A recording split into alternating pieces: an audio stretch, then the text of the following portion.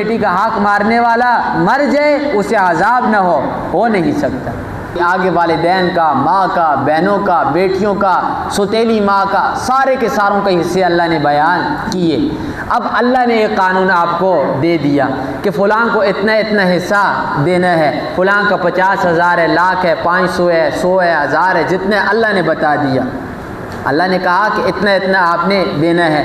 اب اللہ کو دھوکہ کیسے دیتے ہیں اس چیز کو سمجھیے۔ لاکھ روپے حصہ بنتے ہیں، بہن کو کہتے ہیں دیکھ لاکھ بنتے ہیں، ہم تمہیں 5,000 دیں گے۔ اگر اس 5,000 کو خوشی خوشی قبول کر دیا تم ہماری بہن ہو، آؤ ہمارے ساتھ بیٹھو رہو، اگر 5,000 سے 1,000 بھی اوپر مانگا ہم دیں گے تجھے تیرا حصہ، ہم تیرا لاکھ روپیہ تجھے دے دیں گے عدالت کے ذریعے، لیکن یاد رکھ لینا بھائی مر گیا، بھائی کے جنازے کے اوپر نہیں آنا۔ یہ دھوکہ اب لوگوں کو ہے یا اللہ کو ہے؟ یہ اللہ کو دھوکہ ہے۔ اللہ نے قانون آپ کو دیے ہے کہ یہ میرا قرآن ہے، یہ میرا قانون ہے کہ آپ کی بہن، آپ کی بیٹی، آپ کی ہر چیز کے اندر وارث ہے۔ ہم کیسے بولتے ہیں کہ یہ جو مکان ہے یہ چھوٹے بیٹے کا ہے، یہ مکان ہم چھوٹے بیٹے کو دیں گے، بہنوں اور بیٹیوں نے اس مکان کی طرف دیکھنا بھی نہیں۔ اللہ کا قرآن کہتا ہے بیٹی ہر چیز میں وارث ہے، حصہ آدھا ہے لیکن وارث ہر چیز کے اندر ہے، لیکن ہم اٹھاتے ہیں، اٹھا کر اسے محروم کرتے ہیں۔ کس کے لیے؟ اولاد کے لیے۔ کل وہی اولاد ہوتی ہے، اٹھتی ہے باپ کے گریبان کو پکڑتی ہے، کہتی ہے یاد رکھیں جب بہن بیٹی کا حصہ کھائیں گے تو وہ مال سارے کے سارے مال کو حرام کر دے گا، وہ مال آپ کا بالکل بھی پاک نہیں ہوگا۔ آپ دودھ کے اندر ایک قطرہ پیشاب کا ڈالیں، پورے کے پورے دودھ کو ناپاک کرے گا، اس دودھ کو پینے کا آپ کا دل نہیں چاہے گا۔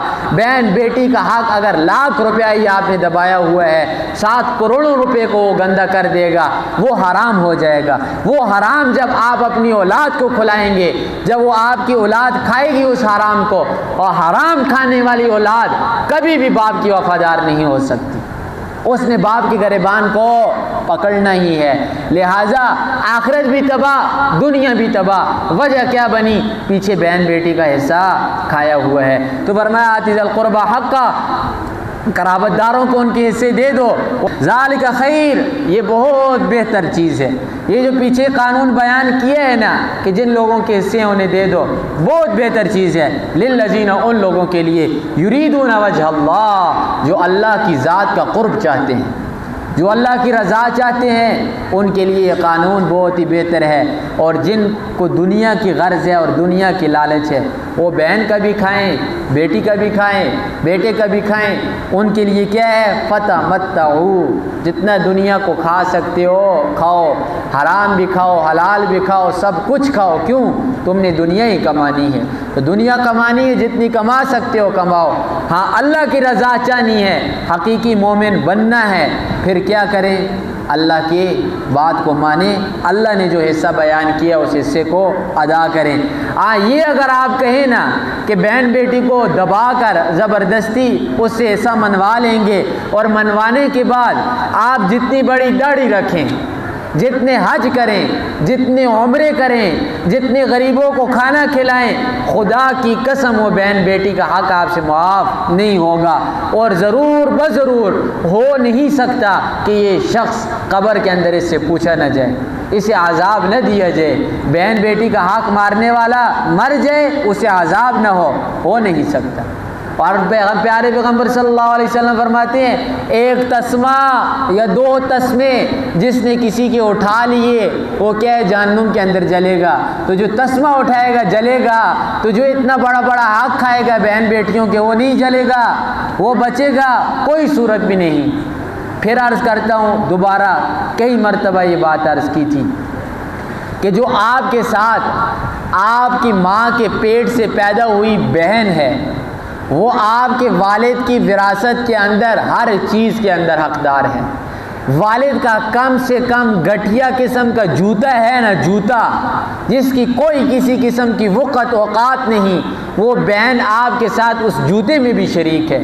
اور باپ کی سب سے عمدہ قسم کی جائیداد ہے، کوٹھی کہیں آپ، یا آپ کہیں کہ مین روڈ کے اوپر ہے، جس کسی قسم کی بھی وہ جائیداد ہے وہ بہن آپ کے ساتھ اس جائیداد کے اندر بھی شریک ہے۔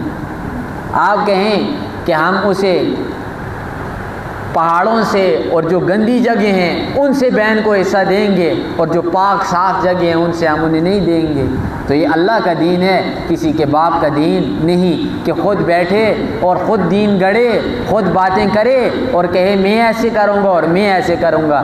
دیکھ لیں جن لوگوں نے بہن بیٹیوں کے ساتھ ایسے کیا ہے، نہ ان کی جائیدادیں رہی ہیں اور نہ ان کی معاشرے کے اندر عزت رہی ہے، اور جن لوگوں نے دیا ہے بہن بیٹیوں کو انہیں دیکھیں اللہ نے ایسا نوازا ہے، ایسا نوازا ہے کہ انسان سوچ بھی نہیں سکتا۔